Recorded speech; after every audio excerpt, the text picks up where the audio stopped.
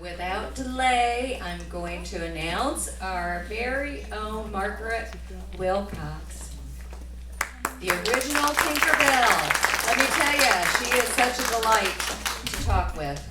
Here you go, Margaret. It's a dangerous thing to hand me a microphone. Thank you very much for inviting me to come and speak to you today. I'm excited about it. I get excited about most anything that I can do around the church because it's a brand new church to me, and I'm thrilled. And I want to give you a little background about me because if you remember, my title is Looking for Boys and Finding Jesus, right? So I give you a little background so that that's what happened, what actually happened. I was born in 1929. I caused the Depression. You laugh, but at the same time, I was growing up with my family. I was about 3.5, and suddenly my mother died in childbirth, and my dad was left with 4 boys and a girl. And what you did back then was you searched for someone to adopt your child. Everybody was adopted every place. So they found some people for me, and believe it or not, these people were born, each one of them was born in 1883. They were old enough to be my grandparents. And they were dears sometimes, they were terror other times, but they decided, since it was the Depression and I was as cute as a bug, that I should go to work. I mean, doesn't that make sense? That's what everybody was doing. So they fixed my hair and through a pull got me into central casting, and suddenly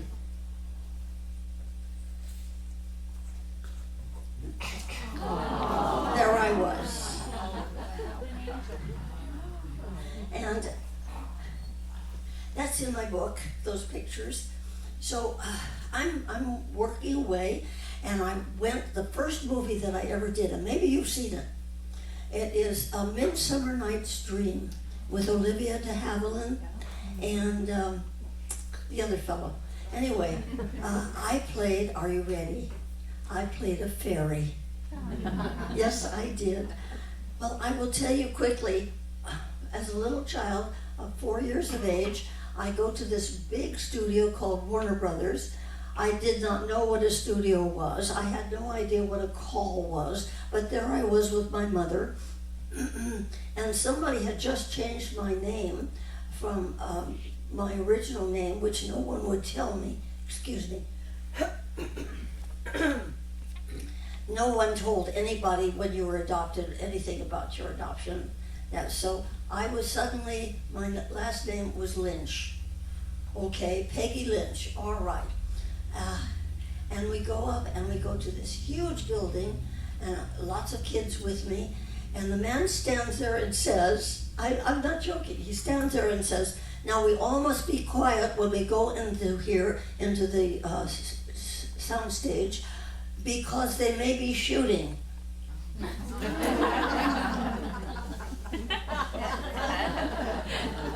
So we all went in with my mother following me and pushing me ahead. She was the most adorable, aggravating little mother that you could ever meet in your entire life. But it was in, smile, Peggy, smile. So I go in, like the rest of the kids, and we look at all the dark corners for the monsters that they must be shooting. But they put us right to work, and they chose me as one of the little fairies. And I got my own costume. Then it got exciting. So I did, that was the first time that I met Mickey Rooney. He played Puck on that movie. And it was great fun, but it was also very isolated. You didn't get to talk much to anybody, and you didn't talk to the other kids. That didn't happen. And the parents, the ladies, didn't talk to each other. It was really interesting. And then, so they said, well, she did such a good job on that, we'll put her up for another role. And in half a mile, turn left on any of you seen The Little Rascals? Well, that's me up there at The Little Rascals. And I did about 6 of those. And I did 2 more for MGM. And so my career was going. Now, why did it excite me? Because my dad, the man, Fred Robb, who adopted me, was so neat. He was such a great guy. And it was how you handled money.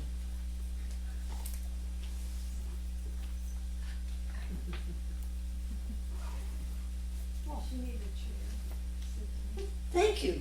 I think that's a little bottled water. That's right? So anyway, I could make, are you ready? Hold on. I could make $6 a day working in the movies. And I got a 50-cent piece that they would put in my hand, and my mom and dad would let me hold it all the way home for transportation. I tell you, I have never forgotten it. I still have it to this day, that's why you go out and you do these things and you get the money and you make people happy and they're happy with your work. So I went on with my career, and I started to learn how to dance, to tap dance, and I tap danced in The Little Rascals. And I got to see what's coming next. So I worked with Elizabeth Taylor, with Greer Garson, with Bing Crosby, with you name it. I was there. I would sit on people's laps. I would be told how cute I was. I would be told, run over there and smile, run over there and sit down. And it was all in a vacuum. I don't know whether you know it, but if you had a child star in a movie, that child star was not to talk or play with any of the children that might be working on the movie. Now that sounds rough, but no. What would happen if the child star caught a cold? It would stop production. So Shirley Temple could always play with her stand-in, and I never worked with Shirley because I was shorter than she was, and they didn't want anyone smaller than she was, which was right, once again, when you look back on it.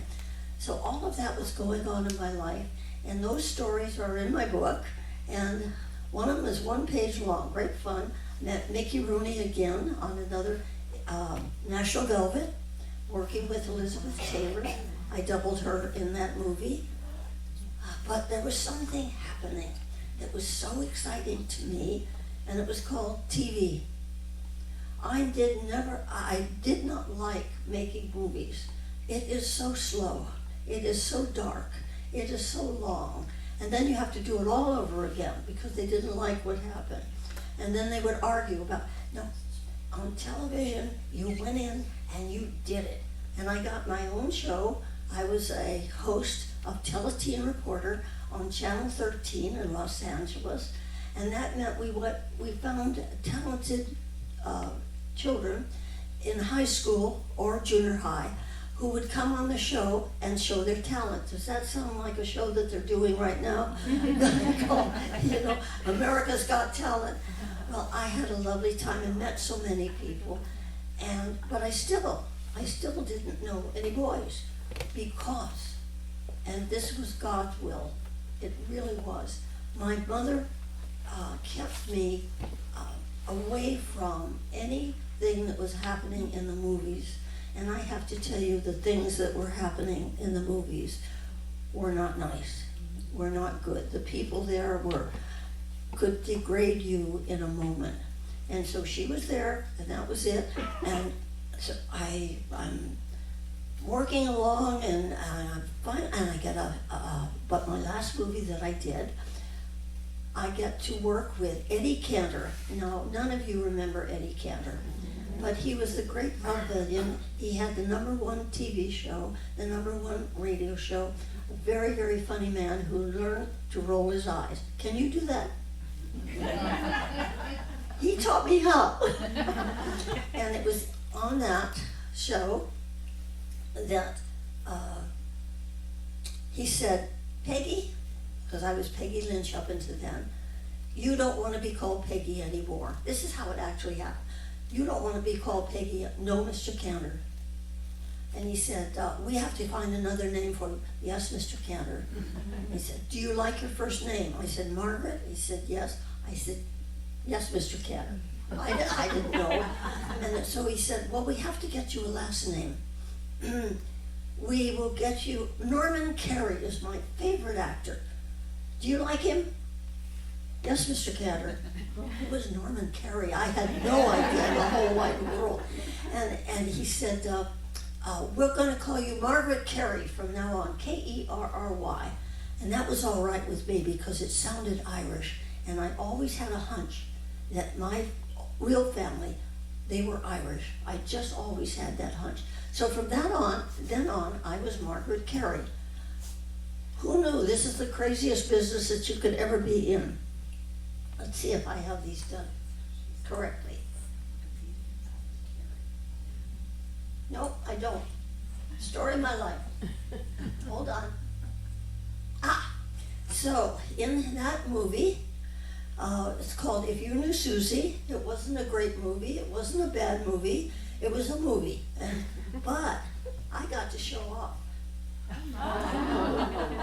That's me, dancing on a tabletop, doing a really, really, really neat tap dance. It's still on YouTube, I understand. So from there, I started to really move into television. And as I say, I still didn't know anybody. When you're on the set, you don't really meet anybody, particularly if you're a kid. What you're doing is you're sitting there with your teacher in a little room with one light over your head, trying to make sense of what schoolwork that you are doing. Before I do that, to make you really, I don't want to make you unhappy because it turned out to be just right. God knew what he was doing. To put me in school was a problem because you could not get a permit to go out and work in the film industry or any other industry for that matter if you were in public school. It would really take something really big. So I was put in Monticello School for Girls, which was a boarding school for half of the students. There weren't many students, but here I was in Monticello School for Girls. And we had about 12 girls in each classroom in a class that I was in. And I never saw them once I left school. I never saw them outside. I never met them again. I don't know where they are to this day. And that was the kind of school that it was. We were again, isolated. So, but I must tell you, the oldest daughter, Sharon Disney, was in the upper class, and Diane Disney was in the next class, and I had made friends with both, with Diane later on. So here I am, I don't know really anybody, and my mother, my dear little mother, walks into my bedroom, stands holding the door open and said, "You are 18, you may now date." And she turns around and said, but, I don't know any boys. And she said, "Oh, you'll find them," and waltzed out. And there I was. I mean, what do you do now? Well, I was working on the Eddie Cantor movie, and I looked around for somebody, and a lady named June Wilson was a dance-in for, who's my mother's name? Joan Davis. You know, the comedian. And she was doing the dance steps for Joe Davis when they were lighting, and so I told her my problem. And June said, "Look, you get yourself all duded up," as we say back on the West Coast, and you get yourself all duded up and you come. Oh well, thank heavens it's water. Okay? We're all right. Yeah, you're Okay, thank you, whoever brought those, raise your hand. I think it's fine. So, thank you. Would you like a regular chair? I don't know. Happy here. Thank you. Okay. So anyway, she said, "You get yourself all duded up and come over on Wednesday night to my house. You've all seen the picture of a Hollywood sign? Well, her house was just below that. So I drove up to it. Oh, I looked like something, I tell you. And I got in the car and followed her about 6 blocks away to a place called Hollywood First Presbyterian Church. And she said, "You'll find the boys here." And I went, "Really? At a church?" We had never gone to church in my family. My mother and father were Masons, and that was an Eastern Star. So we never got to church. So I'm thinking, oh, well, if June says so, okay, June knows people. I don't know people. I will follow June. So I go downstairs to the big auditorium downstairs, and sure enough, it was Wednesday night, and there must have been 150 young people there for Christian Endeavor. That's what it was. And there were boys there. I didn't know what I would do with them, but I found them. And so I'm sitting back, and I'm thinking, what is going on? This is exciting. This is exciting.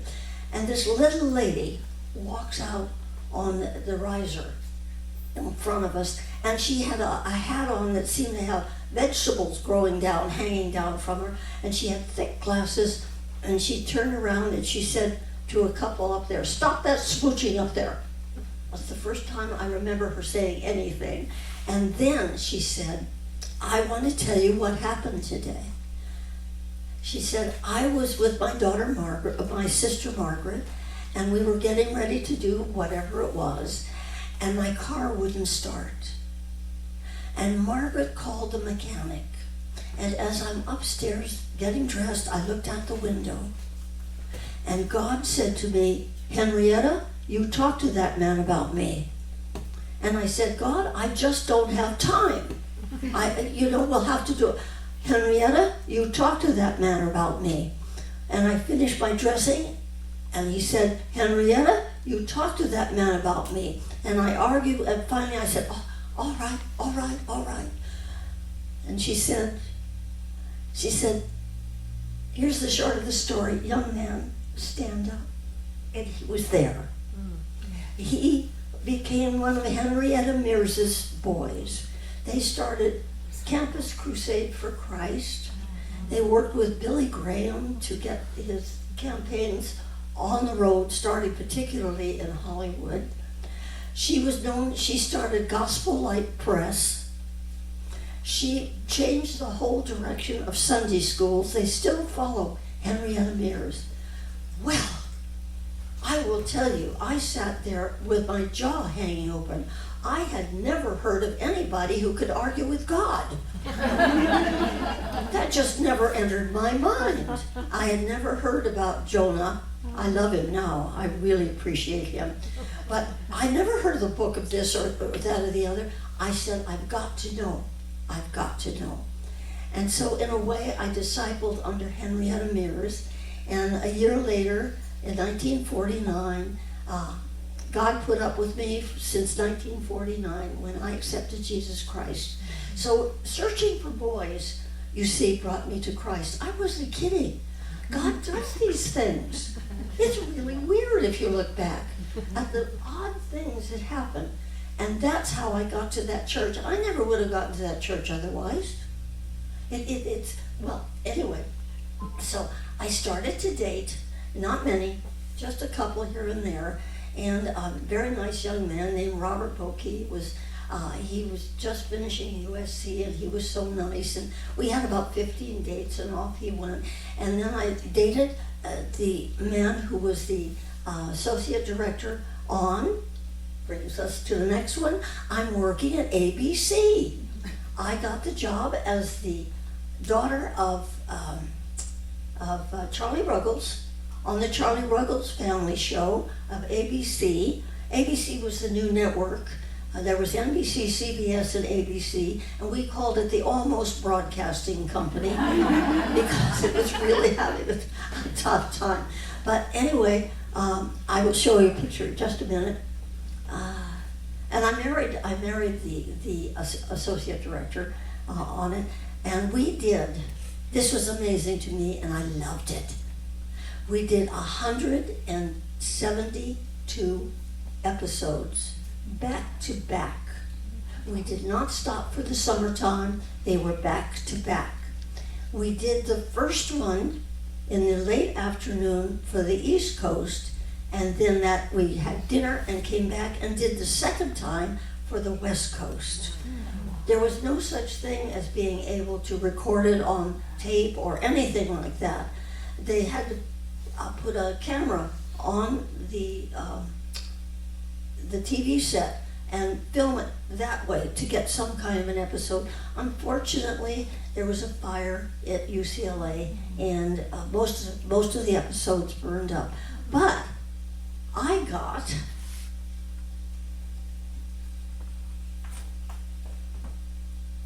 so far. Whoops, wrong one. Aha! Here I am with Charlie Ruggles, and you would know him immediately. You watch the old movies, and he was just a dear, dear man. And at the same time, we only worked 2 days to do this, so I got to do my own television show at the same time, and then I was doing voiceovers. Well, have you kept up with me? Okay. All right, let's see what I'm going to talk about next. How are we doing on time? You're at 21 minutes. Sorry? 21 minutes. 21 minutes, okay. Because with being 95, almost 94, I can talk to you into the night. You don't. So, okay. So out of ABC, I did a big dance show that they had for 2 seasons, and the dance director asked me to go over to Fox out in the valley, way out in Homey Hills, and would I be an assistant dance director at 20th Century Fox on a movie called I'll Get By. And it was, the big musical kind of thing. Again, I said I'd be delighted. So I'm out there working on this thing, and Gloria DeHaven doesn't know how to dance, but she can sing, and the other one can sing, but she doesn't know how to dance. It was great fun. And I get a call. I get a call from my agent. Now listen to this. Can you get off tomorrow because they are interviewing for a part of a 3.5-inch sprite who doesn't talk, and I know that you do pantomime. And I said, well, well, we've got the big dance number coming up, and maybe, I suppose I could. She said, it's at Disney. I said, at Disney, I'll be there at 6 a.m. And I can't tell you how exciting it was to drive into the gates of Disney, and the man who stood there with the clipboard actually found my name. I get really excited at all the little things that other people go on. But that's what life is to me. This is exciting to me to be here today to talk to you. It's nothing is beyond everything. And so anyway, my whole life is about to change, but I had no idea. So I drive in and I park where I'm supposed to be parking, and he tells me where I should go on the lot. It's a very tiny lot. It's the smallest production lot of any of the movie studios. As a matter of fact, it only had 1 sound stage at that point. It now has about 8 that they've got in there, but it's very tiny. You can walk it in a half an hour. You're done. So anyway, I get out and I get lost. Now, I'm used to working at places like Fox, which is very cold. Warner Brothers is even colder. Warner Brothers says to you, yes, you could come in if you behave yourself, and we'll keep an eye on you. I mean, it really is that. RKO was better. Paramount was a little better. Columbia was chaos. So anyway, I go walking in and I realize I'm lost. I've digressed for just a moment. I have a thing called face blindness, and I can't recognize people very well. Sometimes I don't recognize my husband, or I didn't at one time. very embarrassing. But anyway, I didn't know what it was, but it also has a problem, gives you a problem with directions. So I'm looking for a workout room. You know, I'm a dancer. That's what, no. Along come this tall, lanky guy who turns out to be, later on, I meet him again. He is the top animator of the 9 Old Men of Disney. And he says, "You look lost." Oh, I was stunned because nobody ever asked that if you're on the other lots. They just did. You were just that. And I said, "Yes, I'm going to see Mark Davis." Remember that name. I'm going to see him. Oh, he says he's in that building there. I said, "That looks like an office building." "I'll take you," he said. And he stopped what he was doing and took me into we went up on the 3rd floor, and he said, "That's his open office door right there." And I thanked him. I was nonplussed that somebody would do that for me. So anyway, I walk in and I meet the man. Now, why I say that this changed my life is because I have never had to go around and say, "Look how great I am."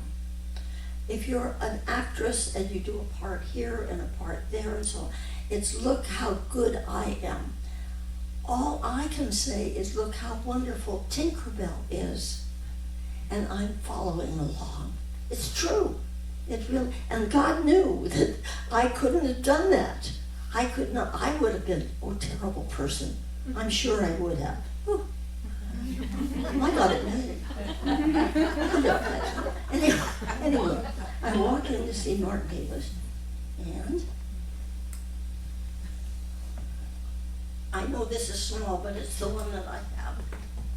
Up on his wall was this sketch. And that is the first time that I ever saw Tinkerbell. Isn't she something? She's adorable. Well, that was Mark's ability to take nothing and make it into something. So he said, he listened to all the things that I had done, and he said, "Well, let's see what you could do. And I'm going to do 2 pieces for you right now. One of them is, if you remember, that she lands on a mirror in the nursery. Do you remember that one? And she looks at herself, and then she finds out that her hips are too large for as far as she's concerned. I played Tinkerbell as if she were 9 years old. And I played her as if she had never seen a mirror before. Because why would a mirror be in Neverland? So it went something like this.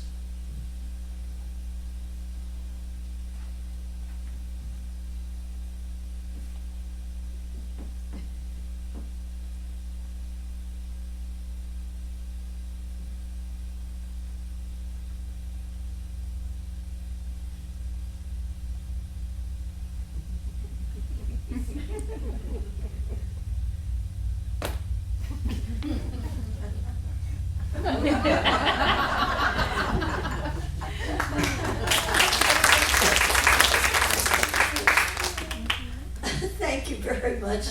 After I did that for Mark Davis, and Jerry Geronimi, who was one of the directors, they said, "Would it be convenient for you to come to work next week?"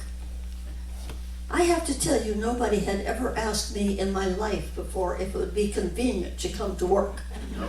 And so I said, "I'll try. I'll call over and find out if I could get the day off," because it was just going to be for one day.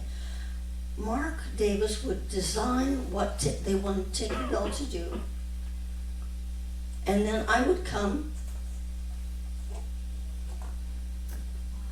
and that was my costume, my own bathing suit, my one piece, and I hastened to add with a cover-up when I was not in front of the camera, and he would tell me what they wanted her to do. Here she's supposed to be jumping off of something, I don't remember, and so I go over to soundstage 1 the first time, and there's the big camera with the cameraman sitting on it. There's 12 crew with lights and everything, and there's Mark Davis. And I walked up to him and I said, Mr. Davis, that's how long ago it was, 72 years ago. And I said, Mr. Davis, we called him Mr. and Mrs. then, you know, remember? No, probably not. Anyway, what do you want her to be? Do you want her to be ditzy like Betty Boop? Do you want her to be above it all like Queen of the Fairies? And he looked at me and he said, Margaret, we want her to be you. And I said, gosh golly, I think I can do that. So he never ever stopped me from anything that I did for her or with her. He just wanted to make sure that I hit my marks, and they would bring props. As you can see, there she is looking through the keyhole, and I know it's far away, but can you see my toes? They made the prop too tall. I had to step, and it took 2 men to get me in and out of it. Yes, very interesting time. But anything that I wanted to do with the, and I will add one more thing on that. Here I am looking through the keyhole.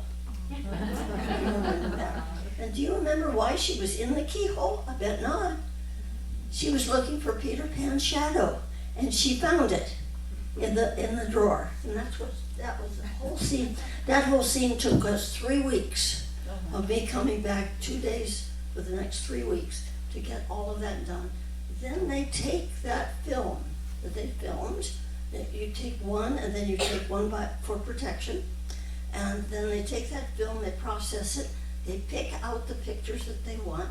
Then Mark, in this case, Mark is the one who did all of the animation for her. He had in-betweeners. He would do the scene because it was just so remarkable what he did with this little thing who didn't talk. That's why I call my book Tinkerbell Talks.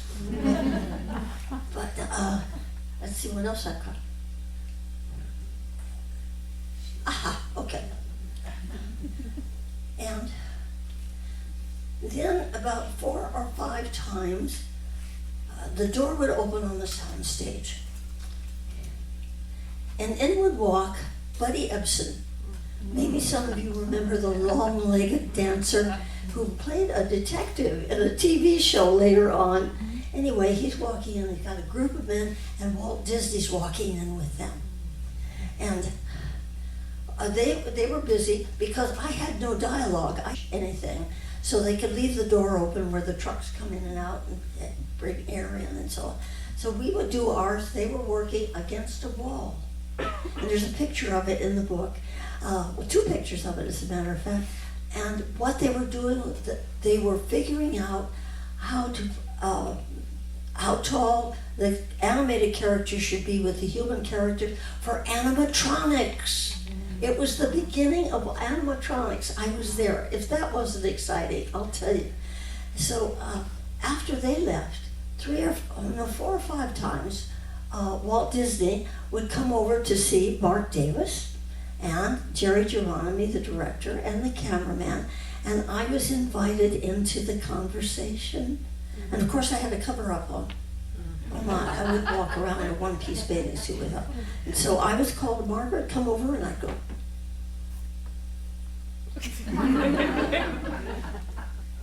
He's the head of the studio.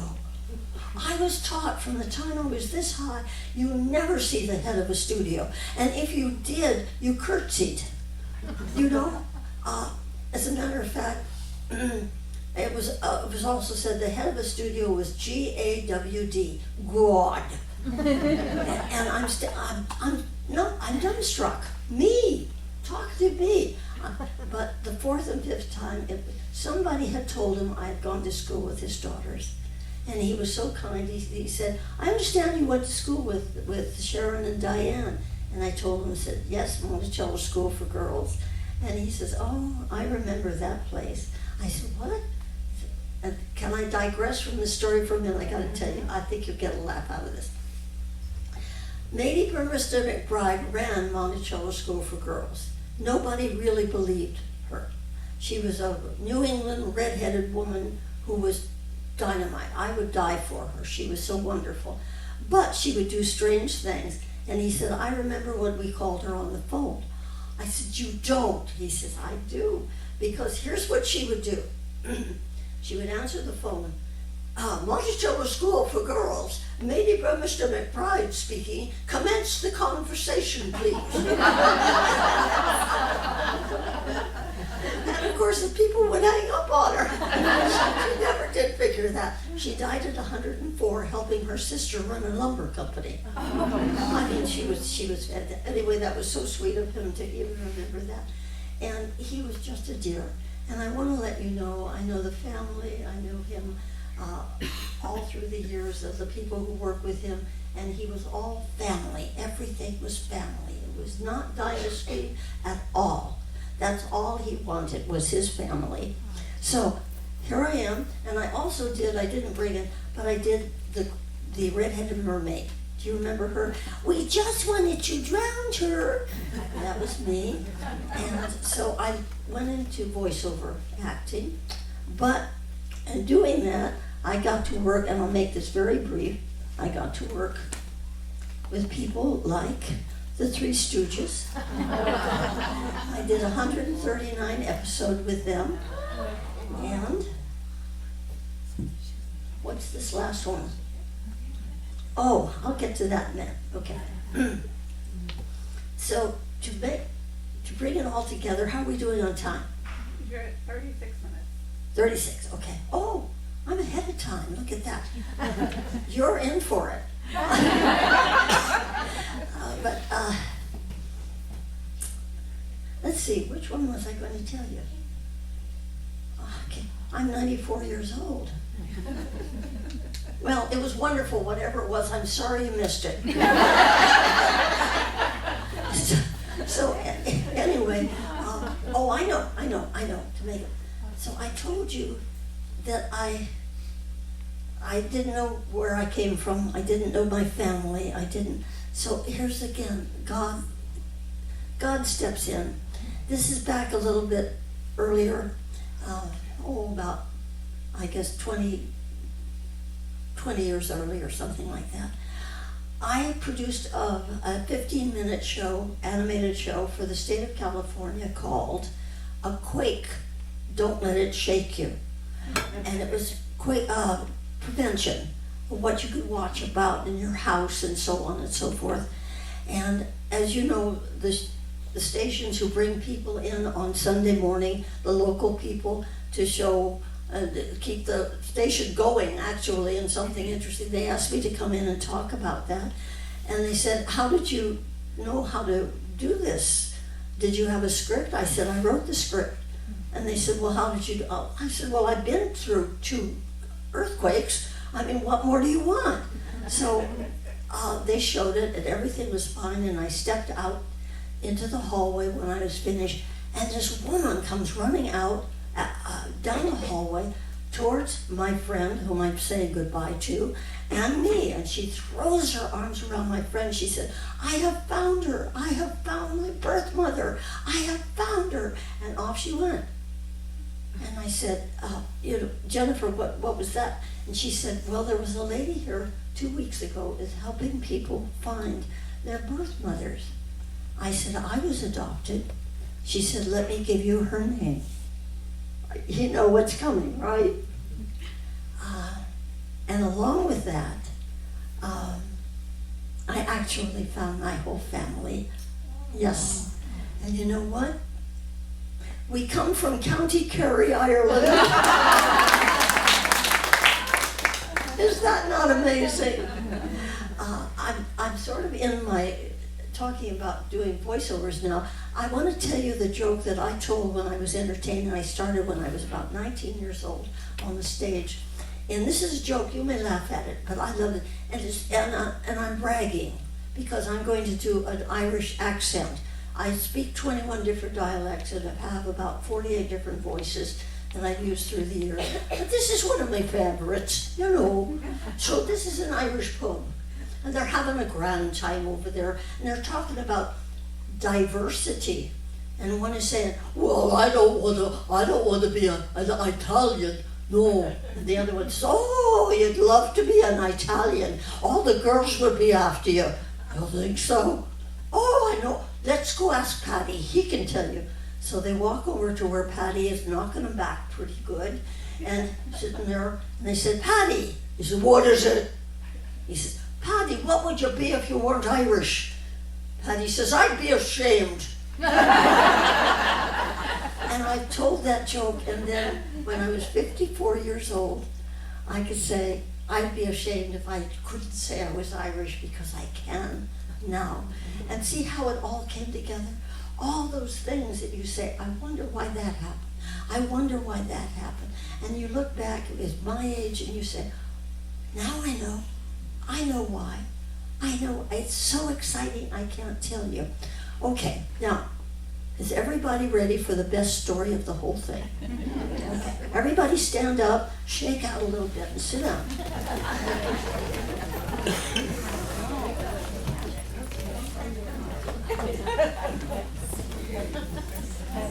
All right, here we go.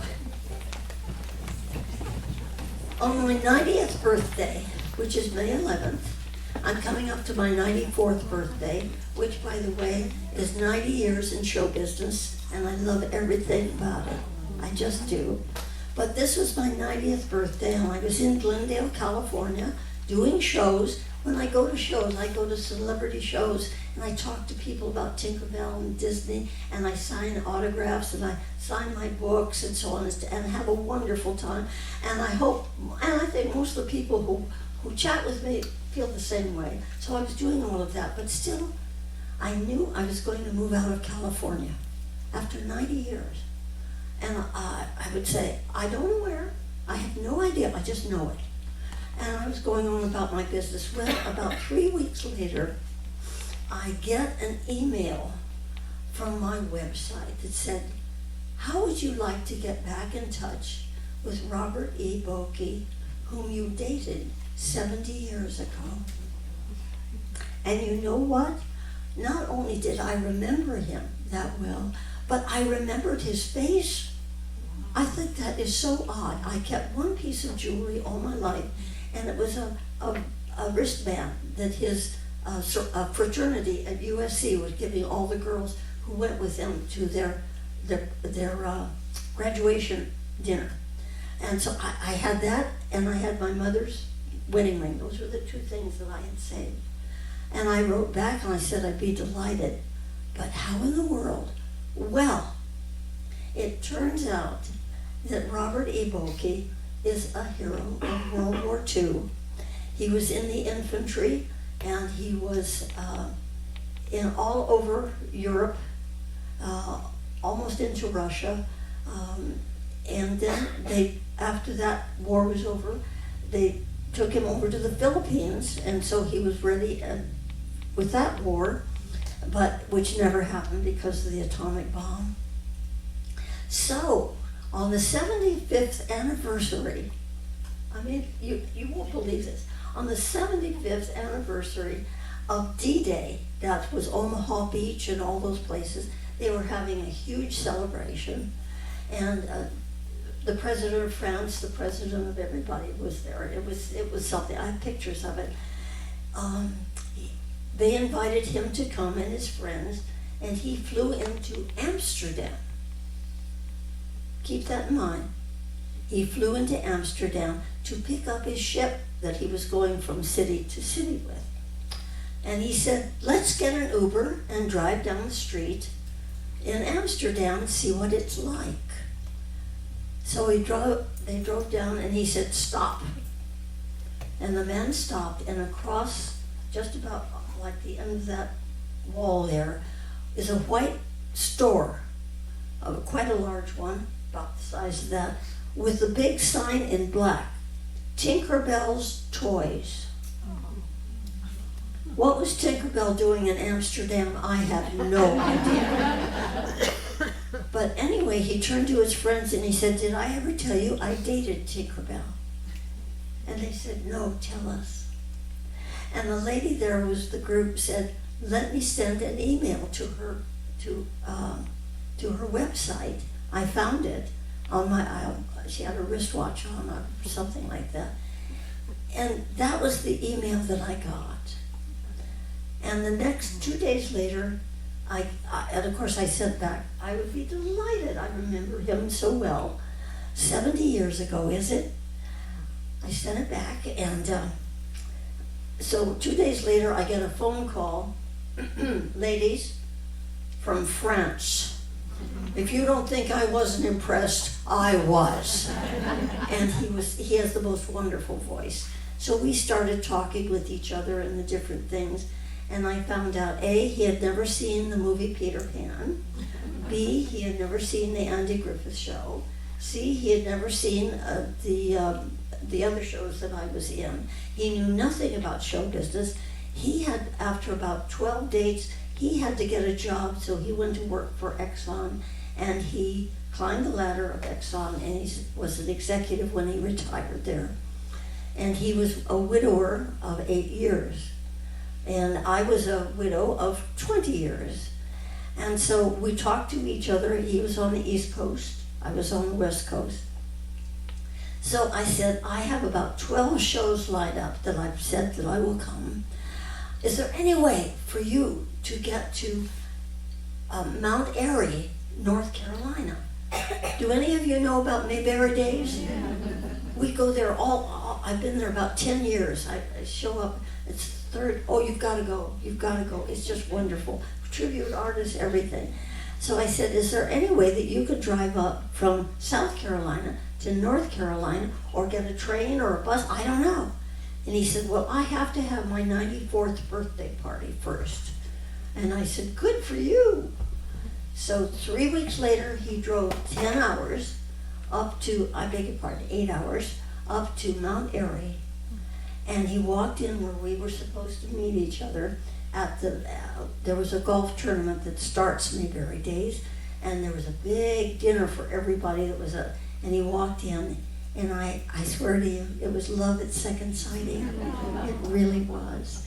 And he just bounced right in and started to help me with everything that I had to do, knowing nothing about it. And so he said later, as we went to our own places, he said, let's have breakfast in the morning. And I said, sure, the Cracker Barrel. I mean, how romantic can that be?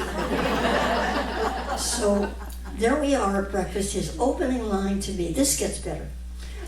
His opening line to me is, I have to buy you a new house. How do you answer that? And I said, what? He says, where I live, nothing happens. People go out and play golf and they go back into their little rooms. Nothing happens. You need people, obviously. So I have to buy you a new house. But it has to be near a Costco's. Well, to lighten the whole thing, because I didn't know where to go from there, I said to him, wait a minute. You mean you're a member of Costco's? He said, yes. I said, you have a Costco card? He said, yes. I said, you'll let me use your Costco card? He said, yes. I said, will you marry me? And he said, we'll have to put this together and we'll work it all out. And with Disney's blessing and many others, we were married 6 months later in the little brown church in the valley in Studio City, California, right next to the studio. And then the next day they gave us a huge party at the Disneyland at the Smokehouse. And then the next day we went to Walt Disney's barn, which is a wonderful place at Griffith Park, it's his real barn off of his real house, and it's all landscaped. It's just beautiful. And 400 people came, including producers that I knew and directors that I knew, and they all met Robert. And he just hung in there. I tell you, they liked him. He has the most gorgeous speaking voice. And then the next day we flew off to Sarasota. And a week later, what's that called? Epidemic. Anyway, that landed in California. And they locked everything down. We escaped by 1 week, and but Sarasota didn't have anything open but it was much easier to do things, but there was no one there for us to meet, except a few people who I worked for Ringling to raise money for them, help them with their art department. It's called College of Design. And many of my Disney artist friends do Tinkerbell for commissions. It's a big thing. Tinkerbell is probably one of the most asked for characters that a Disney artist has done. Isn't that amazing? After 72 years.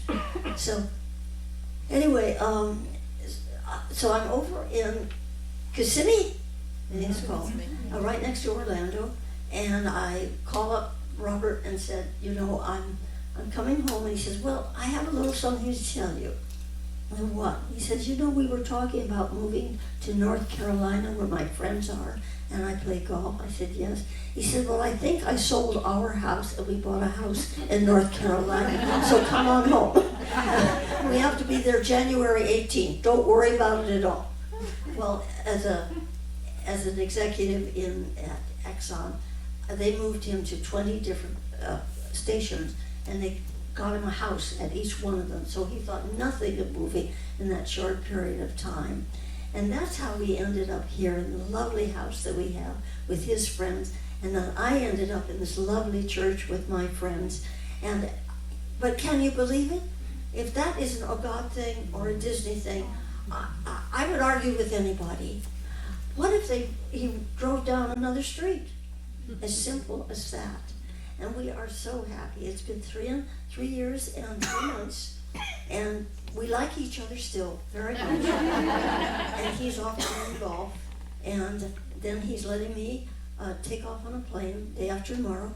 I fly off to Sarasota, and I'm doing another fundraiser for the university there, for the Ringling University. But isn't that, I mean, wasn't it worth getting up and stretching out and sitting down there? So I just want to end with this, because Pastor started with this, which I thought was lovely. One of the things that I've been able to do is spread joy, spread absolute joy every place, because I represent Tinkerbell, and Tinkerbell represents joy, and it makes it so easy for me to do. It's not just Margaret, it's Tinkerbell, and I'm thrilled that I can do it. The second part is that I'm able to share my life's verse with it. I forgot to tell you, by the way, I have 3 children. I have a wonderful young man. He's 70 years old, and he's terrific. He loves the Lord. I have a daughter who is a minister. She has her doctor's, I think, in ministry. And I have another daughter who is married to a pastor of a church, Amazing Grace, in Minnesota, and she is his assistant. And that's all because of Hollywood First Presbyterian looking for boys. So I'm able to tell people, my life's verse is in Nehemiah. I don't know if you've read Nehemiah lately, but that is a kick in the head book. I tell you, there are spies, there's everything. You don't have to go to any of this other stuff. But I think it's the 10th chapter, 8th verse, or vice versa. The joy of the Lord is our strength. And that's what He has given me through all of this. And you are my joy. God bless.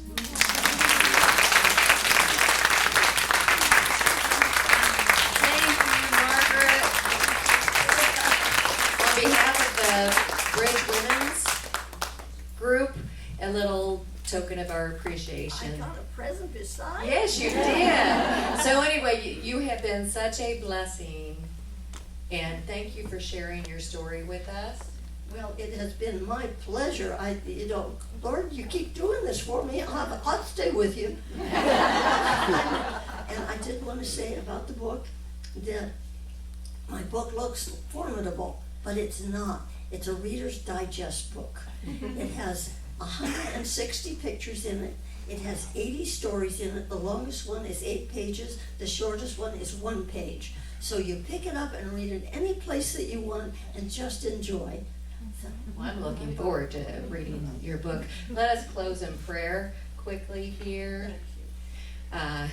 Heavenly Father, thank you so much for your gift of Margaret.